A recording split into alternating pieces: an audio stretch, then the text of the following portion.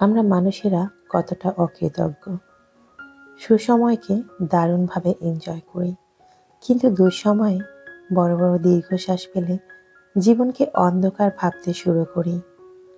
যে সময়টি হৃদয়ের খুব বেশি বিষাদের দাগ কেটে যায়, সে সময়টিই মনে রাখি।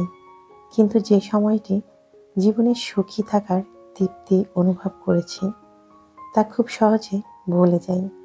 অথচ আমরা সকলেই জানি, আলো আঁধারের সমন্বয় করেই একটি জীবন। আমরা মানুষ, পূর্ণতায় ভরা জীবন আমাদের নয়। চলার পথে ভুল ত্রুটি হবেই, কিন্তু এই ভুল ত্রুটি শুধরে যদি আমরা জীবনের পথটা গুছিয়ে নিয়ে আগামী পথে এগিয়ে চলতে পারি, তবে সেখানেই হবে আমাদের জীবনের সার্থকতা। তাই জীবন চলার পথে ধৈর্য ধারণ করো।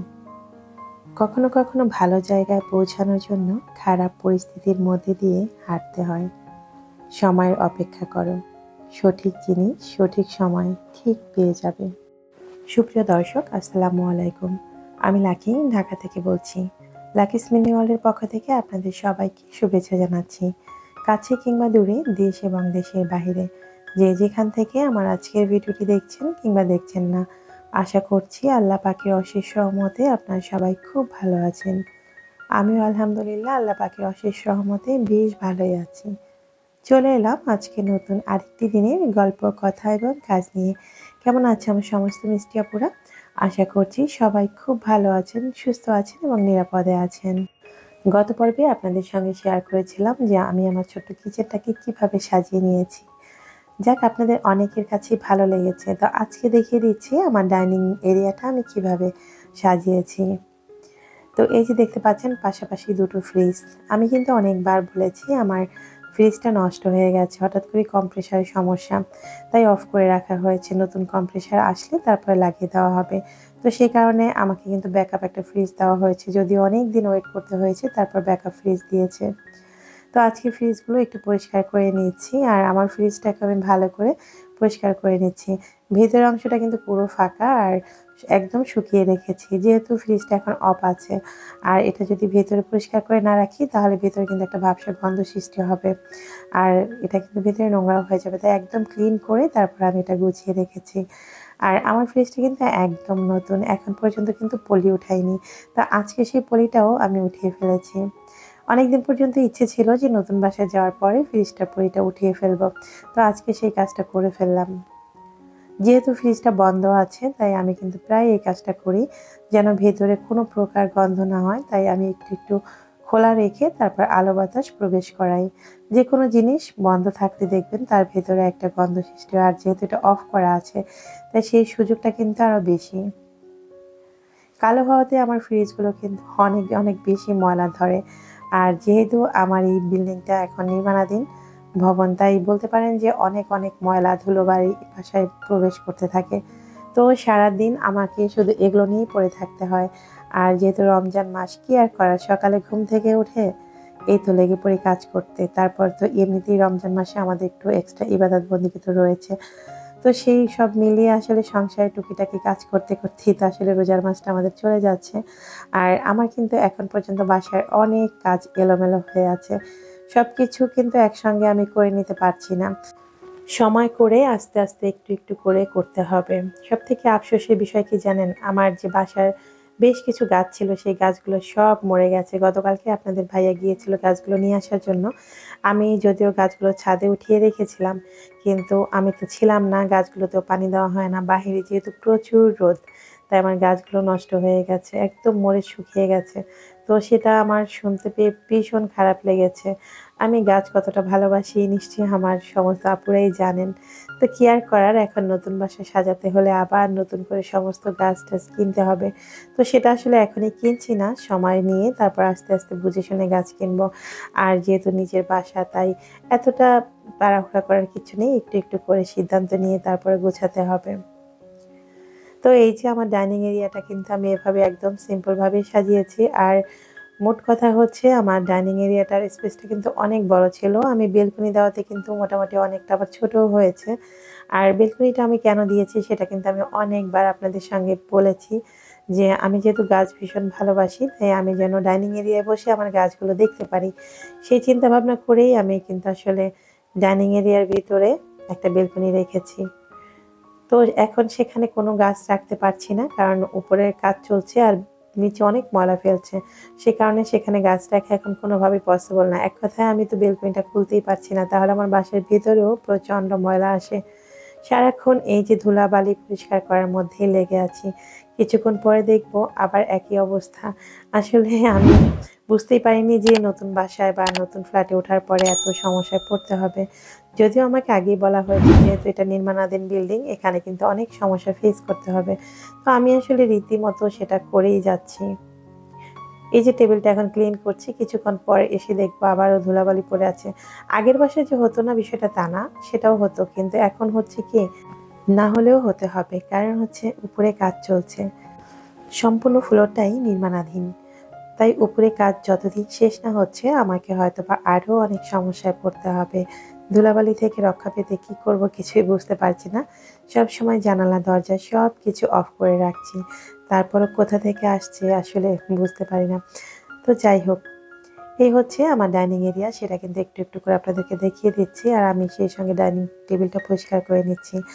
আর সেই সাথে আপনাদের সবার কাছে একটা রিকোয়েস্ট করে নিচ্ছি, যারা যারা এখন পর্যন্ত আমার ভিডিওটির সঙ্গে আছেন, আমার কোনো কথা বা কাজ যদি আপনাদের কাছে একটু ভালো লাগে, তাহলে প্লিজ ভিডিওটি দেখতে দেখতে ভিডিওর নিচে একটু লাইক দিয়ে ফেলুন। আর ভিডিওর বিষয়ে যদি আপনাদের কোনো মতামত থেকে থাকে, তাহলে অবশ্যই কমেন্ট বক্সে কমেন্ট করে সেটা জানিয়ে নেবেন।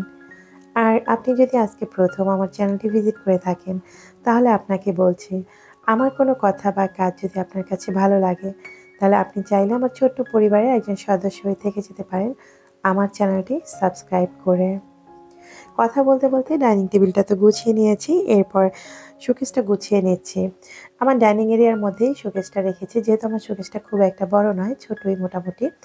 আর সেই সঙ্গে কিচেন ক্যাবিনেটটাও কিন্তু পাশাপাশি রেখেছি। ডাইনিং এরিয়াটা কিন্তু অনেক লম্বা, আর সেই সাথে কিন্তু চওড়াও ছিল অনেক বেশি। ওই যে বললাম আমি বেলকনি করে একটু ছোট করেছি। বেলকনি করাতে বুঝতেই পারছেন কিছুটা জায়গা তো নষ্ট হয়েছে। যেহেতু আমার কাপড়-চোপড়ও শুকাতে হবে, সেই সাথে আমার নিজের শখটাও পূরণ করতে হবে। তাই কিছু পেতে হলে কিছু তো ছাড় দিতেই হবে। তো আমার অবস্থাও তেমনটা হয়েছে। তারপরেও মাশাআল্লাহ এখন যে খুব ছোট তা কিন্তু নয়, অনেক বড় এখনো ডাইনিং এরিয়াটা। তো আমি একটু দেখিয়ে দিচ্ছি যে আমার ডাইনিং এরিয়াটা কেমন হয়েছে। এখন পর্যন্ত কিন্তু পুরোপুরি গোছানো হয়নি। আমার ডাইনিং এরিয়ার যে বেসিনটা সেটা কিন্তু এখনো লাগানো হয়নি। হয়তোবা ২-১ দিনের মধ্যে সেটাও আমরা বসিয়ে ফেলবো। ইনশাআল্লাহ পরবর্তীতে আবারও শেয়ার করে দিব যে আমি আমার ডাইনিং এরিয়াটা ফাইনালি কিভাবে সাজিয়েছি। তো এই যে দেখতে পাচ্ছেন মাশাআল্লাহ আমার ডাইনিং এরিয়াটা কিন্তু অনেক বড়। তো সেজন্যই আমি আসলে অনেক জায়গা দেখেই কিছুটা জায়গা নিয়ে একটা বেলকনি করেছি। তো টুকিটাকি কাজ করতে করতে এরপর তো আমাদের রান্নার সময় হয়ে গেছে, যেহেতু রোজার মাস আমাদের রান্না ইফতার সবকিছু টাইমলি তৈরি করতে হবে। প্রতিদিনই কিন্তু টাইম অনুযায়ী চলে আসি, কিন্তু ওই যে বললাম নতুন বাসায় আসার পর থেকে আমার কেন জানি না রান্না করতে করতে অনেক দেরি হয়ে যাচ্ছে। আর মূলত আমি একটা কাজ করতে গিয়ে আরও অনেক কাজ করি, তখন ওইটা ভুলে যাই যে আগে কি করছিলাম। এরকমই হচ্ছে প্রতিদিন আমার সাথে। তো যাই হোক, আজকে রান্না করছি। অনেকদিন পরে একটু কই মাছ নিয়ে এসেছে। সেই কই মাছটা ভুনা করে নিব। সেই সঙ্গে হচ্ছে পাটের শাকের ডাল রান্না করব, যেটা আমার অনেক পছন্দের। আমি এর আগেও অনেকবার বলেছি। বিশেষ করে আমরা যারা বরিশালের মানুষ তাদের তো পাটের শাকের ডাল বোম্বাই মরিচ দিয়ে অনেক ভালো লাগে। আর এখন যেহেতু রমজান মাস, আমাদের খাবারের টেস্ট কিন্তু অনেক পরিবর্তন হয়েছে। এক কথায় যত ভালো খাবারই হোক না কেন সেটা কিন্তু আমরা খেতে পারি না। গত পরশুদিন আমি একটু বাহিরে গিয়েছিলাম হালকা পাতলা কিছু কেনাকাটা করার জন্য।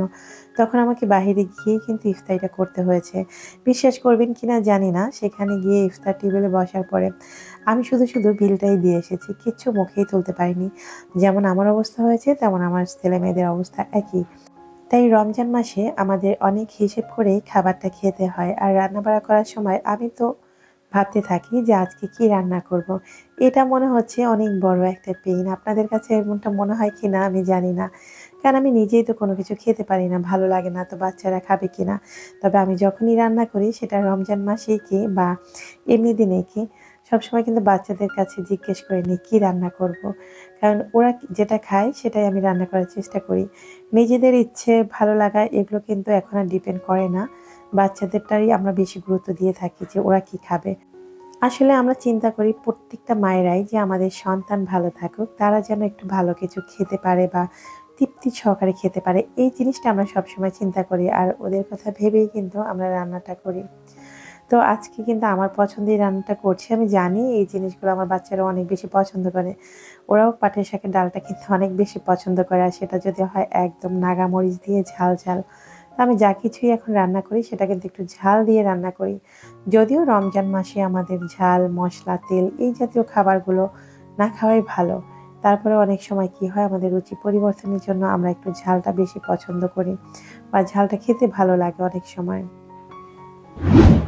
তো কথা বলতে, বলতে এরই মধ্যে আমার কিন্তু ডাল রান্নাটা হয়ে গেছে। এরপর আমি মাছ রান্না করে নিব। আর ইফতারের পরে একটা ভর্তা তৈরি করে নিব। আসলে এরকমটাই করি। মাঝে, মাঝে আমি ইফতারের আগে সব রান্না কমপ্লিট করতে পারি না, বা অনেক সময় যদি ভর্তা করি সেটা ইফতারের পরেই করার চেষ্টা করি। আমার যেকোনো খাবার যদি গরম, গরম না হয় সেটা কিন্তু ভালো লাগে না। অনেকেই দেখেছি রমজান মাসে রান্নাটা দুপুরেই করে ফেলে। কিন্তু আমার কাছে কিন্তু সেটা একদমই ভালো লাগে না। আমি চেষ্টা করি সন্ধ্যার মধ্যে রান্না করতে, অথবা ইফতারের পরেও রান্না করি অনেক সময়। যদিও ইফতারের পরে রান্না করতে আমার কাছে ভালো লাগে না। বলতে পারেন অনেকটা বাধ্য হয়েই তখন রান্না করি। তো রান্না করতে, করতে আজকে আমার প্রিয় কিছু আপুদের কমেন্টের উত্তর দিয়ে নিচ্ছি। হাসিনা আক্তার আইডি থেকে একজন আপু লিখেছেন, আপু আমি আপনার একজন সাইলেন্ট ভিউয়ার। এই প্রথম কমেন্ট করলাম, তবে আমি সবসময় আপনার ভিডিও দেখি। ধন্যবাদ হাসিনা আপু যে আপনি আমার একজন ভিউয়ার্স বা রেগুলার ভিডিও দেখেন। তবে হ্যাঁ, মাঝে মাঝে কমেন্ট করবেন, তা না হলে আপনাদের নামগুলো নিতে পারবো না বা আমারও জানা হবে না যে আমার বোনেরা কে কোথা থেকে দেখছে। আর আপনারা যারা ভিডিও দেখেন তারা চেষ্টা করবেন কমেন্ট করলে কে কোথা থেকে দেখেছেন সেটা জানিয়ে দিতে। সাহেব মোল্লা আইডি থেকে আমার প্রিয় একজন আপু, যিনি মাঝে মাঝেই কমেন্ট করেন, আজকেও কমেন্ট করেছেন। আপু লিখেছেন, আপু আসসালামু আলাইকুম। ওয়ালাইকুম আসসালাম আপু। আপু আমি ইন্ডিয়া থেকে আপনার সব ভিডিও দেখি। আপু আমি অনেক দিন পর কমেন্ট করলাম। জি আপু, আপনি অনেক দিন পর কমেন্ট করলাম, তাই তো আপনার কমেন্টটাও পড়ে নিলাম। আপু আরও লিখেছেন, মুখে পানি দিয়ে কিছু করতে আর ভালো লাগে না, কাজের খুব চাপ। জি আপু, আমরা যখন ইফতার করে কিছু একটা খেয়ে নিই তারপর দেখবেন আমাদের শরীরের মধ্যে একটা ক্লান্তি ভাব চলে আসে। তখন ইচ্ছে থাকলেও না কোনো কাজ করতে ইচ্ছে করে না। আমার তো তখন কোনো কাজ করতে গেলে খুব কান্না পায়। মনে হচ্ছে যেন আমি ছোট বাচ্চাদের মতো হয়ে যাচ্ছি। আমার কাছে ভীষণ, ভীষণ খারাপ লাগে। আসলে এটা আমার না, শুধু প্রত্যেকটা মানুষেরই, বিশেষ করে যারা রোজাদার মানুষ, রোজা রাখেন তাদের এই ক্লান্তিটা ফিল হয়। তো যাই হোক, এরপর কাজ করতেও আমাদের ভালো লাগে না। তারপর তারাবি নামাজ তো রয়েছেন, সেটা তো পড়তে হবে। তো সব মিলিয়ে আমি এই জন্যই চেষ্টা করি ইফতারের আগেই রান্না বা কোনো কাজ থাকলে সেটা করে নেওয়ার জন্য। যাই হোক, আমাদের গৃহিণীদের সব কিছু ম্যানেজ করেই চলতে হয় বা সব কিছু ত্যাগ স্বীকার করেই আমাদের জীবন। নারী আমরা সব পারি, এই জন্যই তো বলে মেয়েরা আসলে সবই পারে, যে রাধে সে চুলো বাঁধে। নাজনীন ব্লগ আইডি থেকে একজন আপু লিখেছেন, খুব ভালো লাগলো, আর মিউজিকটার লিঙ্ক দেবেন প্লিজ। আপু আমি যে মিউজিকগুলো ব্যবহার করি সেগুলো ওয়াইট স্টুডিওতে পেয়ে যাবেন। আপু আরও জানতে চেয়েছেন আমি কোন অ্যাপস দিয়ে ভিডিও এডিট করি। আপু আমি ক্যাপকাট দিয়ে ভিডিও এডিট করি। আশা করছি আপনি আপনার প্রশ্নের উত্তরগুলো পেয়ে গেছেন। আমার আর একজন আপু লিখেছেন, প্লাস্টিকের ফুলগুলো ভালো লাগছে না, বিশেষ করে চুলার পাশেরগুলো। জি আপু, আসলে এক একজনের চয়েস তো এক এক রকম। তবে আমার কাছে না ফুল কেন জানি না খুব বেশি টানে। আর ম্যাক্সিমাম সময় তো কিচেনে থাকি, তাই সামনে যদি একটু ফুল না থাকে তাহলে রান্না করে কোনো মজা পাই না। এই জন্য আমি কিন্তু কিচেনে অল্প বিস্তার হলেও ফুল রাখি। তবে আমার কিচেনে কিন্তু আর কোথাও কোনো ফুল নেই, যতটুকু আপনারা দেখতে পাচ্ছেন এইটুকুই। ডেইলি সিম্পল লাইফ শর্মি আপু লিখেছেন, আপু আপনার ভিডিওটা অনেক ভালো লাগলো। আমার রান্নাঘরটা অনেক ছোট। আমিও চেষ্টা করছি আমার রান্নাঘর সুন্দর পরিপাটি করে রাখতে।